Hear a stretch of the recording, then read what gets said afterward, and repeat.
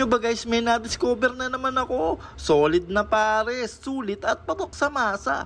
Kaya naman din narayo sila at pinipilahan. At masyado ako na-curious dito, kaya naman rumekta agad kami. Anyway guys, nandito nga pala ako sa number 28, St. Clair, Provident Village, Marikina City. At para tikman ang nagte-trending nila pares at sisig. Dito yan matatagpuan sa Pares Mami by Onin. At eto ang kanilang mga menu.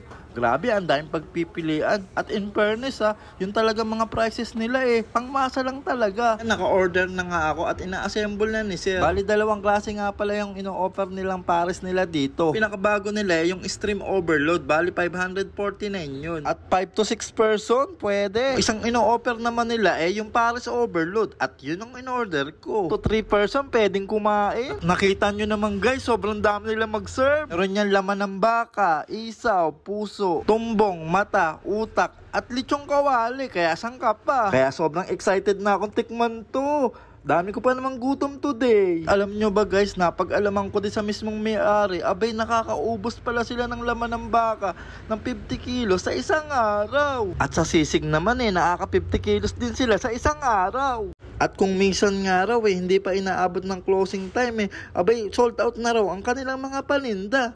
Grabe naman yung ganun siya kalakas. At tingnan nyo naman guys, nag-uumapaw. So ayun, finally, eto na yung order natin, overload pares na 230 pesos. Check natin kung sulit at masarap ba talaga yung pares nila dito. Kung wala kang cash, no problem, kasi meron silang GCash na pwede kang magbayad. At syempre, hindi kumpleto ang food trip kapag walang sisig. Isa nga ito sa dinayo ko rito, kaya hindi pwedeng mawala ito. Grabe, naaamoy ko na siya. Solid to, hindi tinipid sa Ricardo. At ang dami nilagay na sibuyas at itlog. Patay na, sigurado ako mapaparami kain ko dito.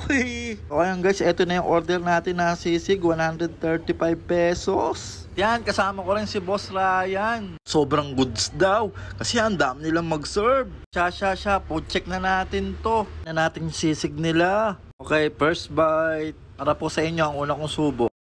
Aba, teka, real talk na agad. Ang sarap niya, promise. Sobrang goods. Next naman natin, yung pares overload na in-order natin. Tingnan nyo guys, ang dami, sandamukal. Sabi nila, good for 2 to 3 person. Hindi nga. Kahit 5 tao kumain dito sa dami nito Okay, check na natin. Grabe, panalo, ang sarap niya. Sobrang goods quality. Naman pala, dinadayo sila at pinipilahan. Legit nga at masarap talaga. Fairness masarap din yung sabaw na binibigay nila. Tingnan nyo guys, sobrang dami pa. Parang hindi nababawasan. At take note guys dalawa na kaming kumakain yan. Sa dami nila mag-serve. Prove sa amin to ni Boss Ray. Yung pares, sobrang quality. Goods na good. Prove. Ang ganda din ng spot nila.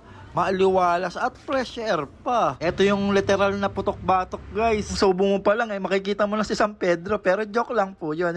Mamatay kayo sa sarap ng pares at sisig nila. 135 pesos nga pala yung in-order namin na sisig. At para sa akin, yung lasa naman ng sisig nila masarap at sulit na. Not bad para sa 135. At ang best part naman yung may malutong at may taba. At yung overload pares naman abay solid at panalo sa lasa. At ang daming toppings at hindi pa tinipid. Siyempre, yung pinaka-highlights na nagustuhan ko dito yung experience. Nakilala ko si Ma'am Aryan at si Sir Onin. Sila po yung approachable at mabait na may-ari. Sobrang goods nun. Isang karangalan po na makilala ko po kayo. Kaya guys, kung gusto nyong pumood trip, pumunta na kayo dito. At sigurado ko, hindi kayo magsisisi sa pagdayo nyo dito. Bukas sila ng Lunes hanggang Sabado. Alas 10 ng umaga hanggang alas 10 ng gabi. Kaya arat na. Tingnan nyo guys, taob ang sarap kasi. Yan, sabi ni Boss Ray, all goods daw. Maraming salamat boss sa pagsama mo ulit sa akin. So ayun guys, check out nyo na dito sa Pares Mami by Onin. At located po sila sa number 28 St. Clair, Provident, Marikina City. Ayun, siguro dito ko na rin tatapusin yung video ko. Maraming salamat sa panonood. Hanggang sa muli, aking kabuhat. Peace out. Sheesh! See you sa next vlog.